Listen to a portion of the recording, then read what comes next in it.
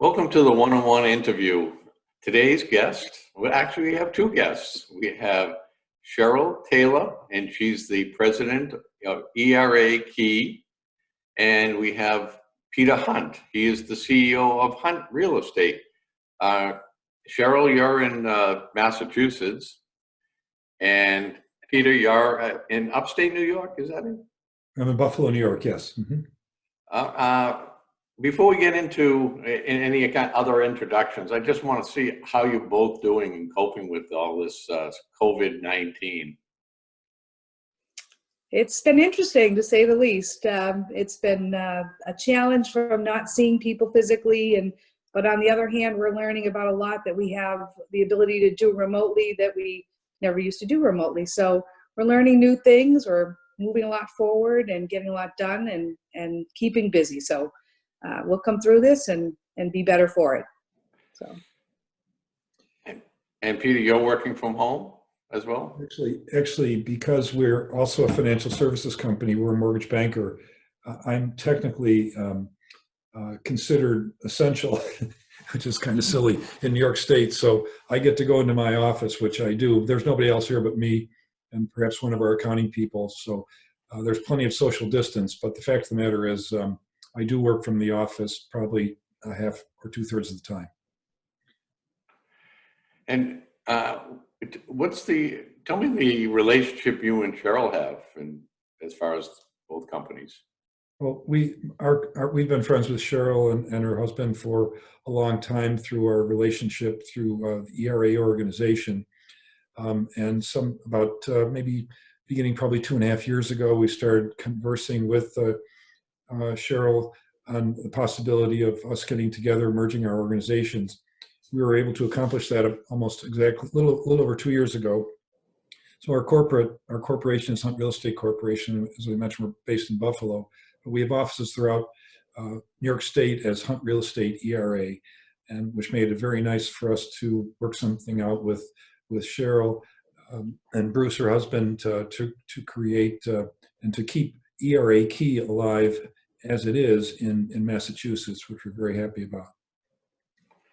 And Hunt Real Estate has been around for quite a while. My grandfather started the business in 1911. My father was operating the business for 47 years as our chairman, and I took over as CEO and chairman in 2005, and now my son is involved as our chief operating officer. So Cheryl, it sounds like you got a lot of experience backing you in the. Yeah, I do. And this was a really good match for all of us because when we were looking at what we might do for the future, we're looking for a company that had a family background, had stability. We'd been in business for 30 years and just had that kind of background for our agents and for our staff and for ourselves. So this was a really great match for all of us. Worked out very well. So you both are working in two different markets. Now, can you share the sale? Like, can you use some of the salespeople from the upstate New York, or how does that work between the two companies? Or you just run them completely separate? They function fairly autonomously, but the fact of the matter is we have administrative departments which we encourage all of our regions to make use of. And Cheryl and I and Jeff have been engaged in conversations all along about how we might create better synergies, and I think we're well on our way to doing that. Yeah, we've done several.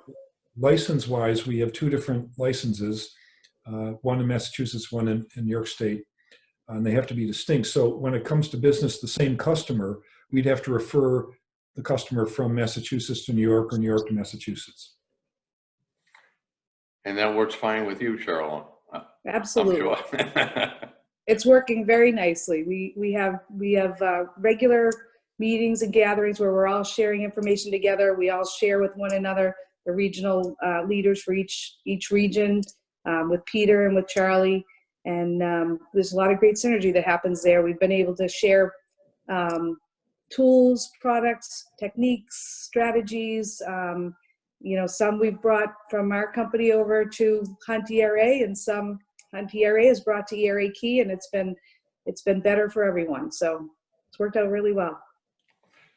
So right now I know you both have been in this industry for quite a while. This is a unique situation. So how are you keeping your staff motivated to keep their strong sales going? Well, if they can keep them up going, what are you doing to keep that upbeat mood? Well, going back in time a couple of years, we began a process of building a platform, a technology platform that allowed our sales professionals to work virtually anywhere, and also for them to engage with our customers virtually as well.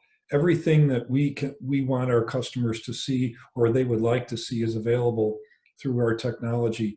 And likewise, we can converse like we're doing right now through the use of technology. And because of social distancing and the mitigation and suppression strategies that are in place in society, we can't allow our people, in New York State it's stricter than Massachusetts, but we can't allow our people to risk their health or risk the health and well-being of our customers by doing business as usual. So fortunately, we've been able to rely on our virtual platform, which has allowed our people to stay engaged pretty regularly with their customers.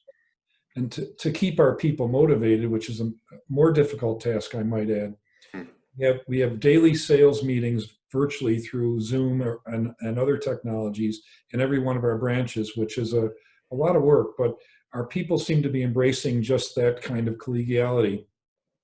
Secondly, we have regional not one-on-ones, but group meetings of all of our leadership team in each of our regions, also by way of video conference, which keeps them connected. And then, as Cheryl pointed out earlier, once a week we have our leadership team together on Monday mornings to discuss the vagaries and idiosyncrasies of the regions and how we can utilize the energy and ideas that are going on one place in the others. Now, and Cheryl, you're in a different market. I know New York is, they're having quite a few issues there with this COVID-19. Massachusetts, they're having issues, but it doesn't seem like it's as bad as they are in New York.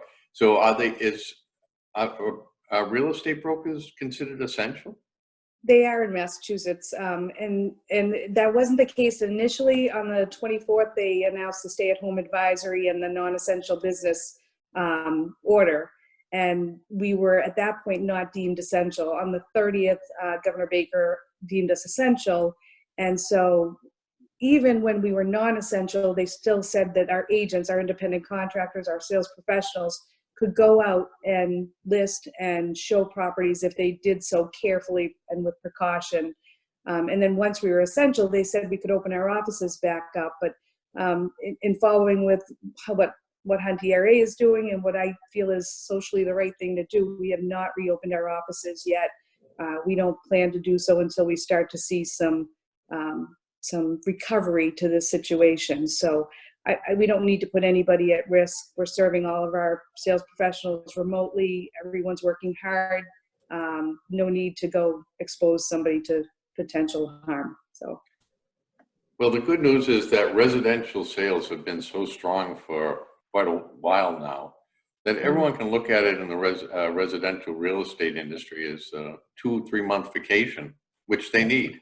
Correct? There's always a positive spin you can make out of anything. I hope they don't do that, Rick, but I suppose they could look at it that way. It'd be a little dangerous for all of us. But yeah, I'm just trying to look at some positive out of this. We looked at all our overall sales for the month of March. We figured that would begin the trail off, and they didn't. Overall, throughout our entire organization, we were only down a little less than 5% on a year-over-year March versus March basis. But if you break it down further by region, all of our regions but one were up, which was significant, I think, in light of everything that's going on. So I'm very optimistic that our people have adapted. One of the things you asked earlier about what we're doing kind of to stay in touch and all that, we're issuing, I know Cheryl's doing this and I'm doing it as well for the whole organization.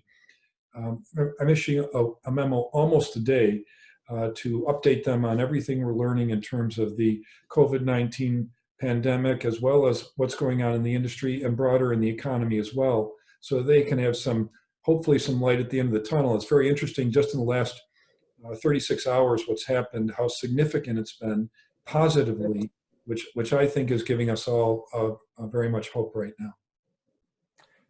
I'm kind of, I'm not surprised, I'm kind of amazed because I've talked to quite a few people from a lot of different aspects of the commercial real estate industry, and everyone has to now work at home, but everyone has adapted to it.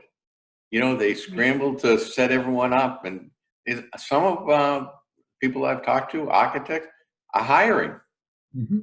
Construction people, they're hiring. So and it's probably a good time to be hiring because you have unemployment at an all-time high as well. So, and that's something everyone's been struggling with for a while. So it now might be a good time to find new brokers. It could be. I think one of the things, and Cheryl, I'd like her comments on this too, but one of the things that this is proven to me is really, I guess, the strength of the bond that exists between and among our sales professionals and our leadership and our sales professionals and our leadership as a leadership team. And you're right, it may be a good time for us to look around. And I know that one of the things that's happening in the market, I'm sure you sense this too, the weaker companies are having, they're wondering how they're going to stay in business. We consider that a great opportunity to perhaps even encourage a merge with us, which might be a benefit for everybody. So working remotely obviously has been difficult, but you're saying everyone is starting to adjust to that. Almost everyone. Now, do you think that this is something that could be a new trend, though? Well, to some degree, our real estate professionals have, as Peter mentioned, his platform has been set up for years for them to be able to do that. Our platform has as well. Our agents are very mobile. So they are, to some degree, they've been prepared for this in a long way. I think it was a little more difficult for our staff and for our leaders to get a little more conditioned to not being with people and not being physically present with people. So that's been, I think, the biggest change. I think that when we're done with this, some of our sales professionals will miss the camaraderie of being together, because as much as they don't do it as much as they did 10 or 15 years ago, I think they appreciate it more, having been alone more now. But I think we all will, not just them, we all will. So that's been interesting. Our sales professionals in some ways have been prepared for this for years.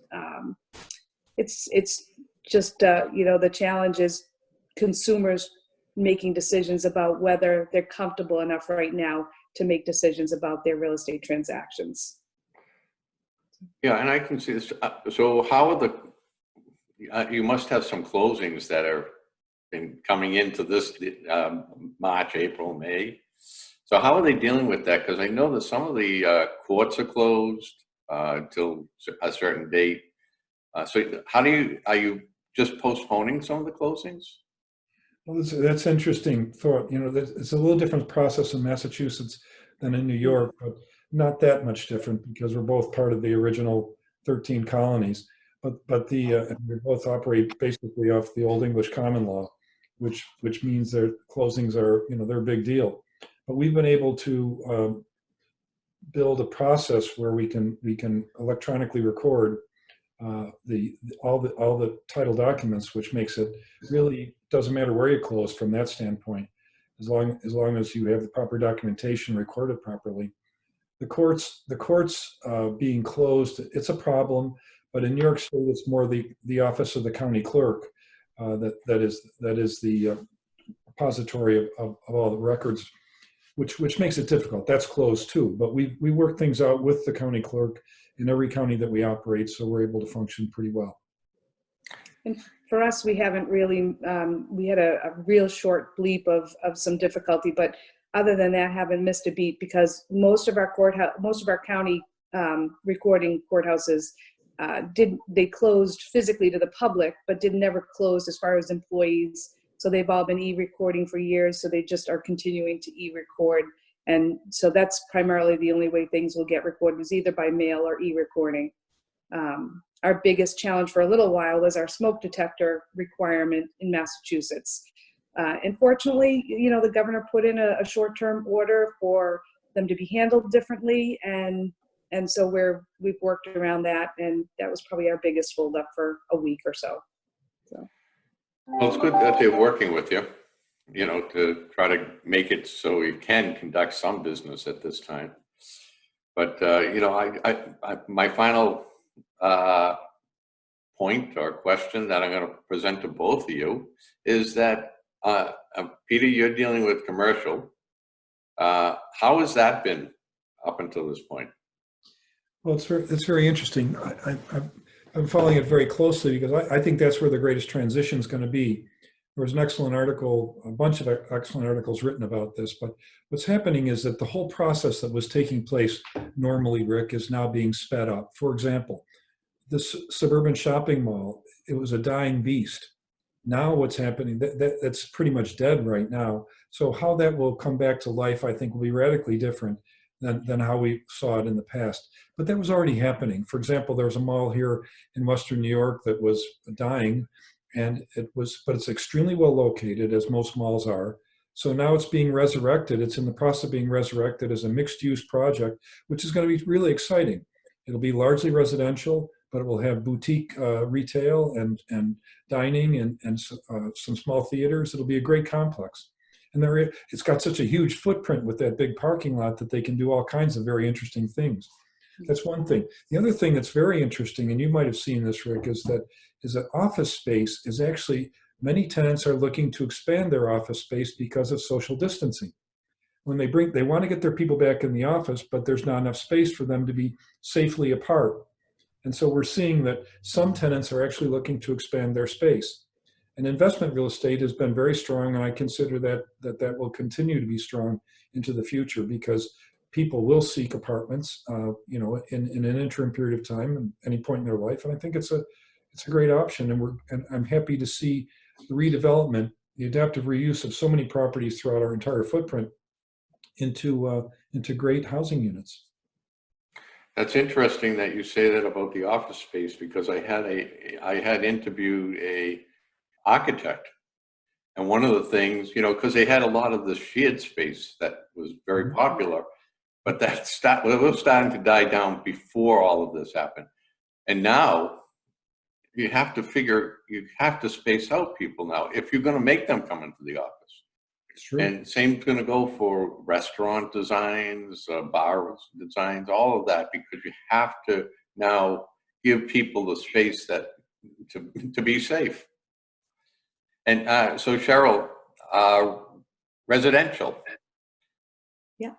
So how's that? Have you seen that having a little bit of a dip before this? As Peter mentioned, we had a very strong March, but similar to your question about closings, a lot of those closings were put under contract earlier months. So we had a very strong closing month in March, one of our best ever, actually. And we had a very strong pending as far as new transactions that were opened up. We had a very strong pending month. It did the last week start to decline slightly, and I do anticipate that April will be a little slower than a normal April, but we're still seeing activity. And then I generally expect that most everything that would have been happening in April will end up getting moved to May or June. So while we may lose some overall throughout the course of the year due to job loss that doesn't come back, the vast majority will just get pushed into future months when people are feeling more comfortable and back out there and feeling safe again. So. Well, I want to thank you, Cheryl and Peter, for doing the interview with us today. This is Cheryl Taylor from ERA Key and Peter Hunt from Hunt Real Estate. And Peter is in upstate New York, and Cheryl is in Central Mass. Thank you for coming on today, and have a safe and healthy rest of the year. Thank you, Rick. Thank you very much. Stay safe. Thanks for having us. Thank you. Thank you for watching today's interview. If you'd like to be a guest, a sponsor, or even advertise in the New England Real Estate Journal, you'll find our contact information in the description box below. You can also find all our social media platforms so you can follow us, and please subscribe to our YouTube channel.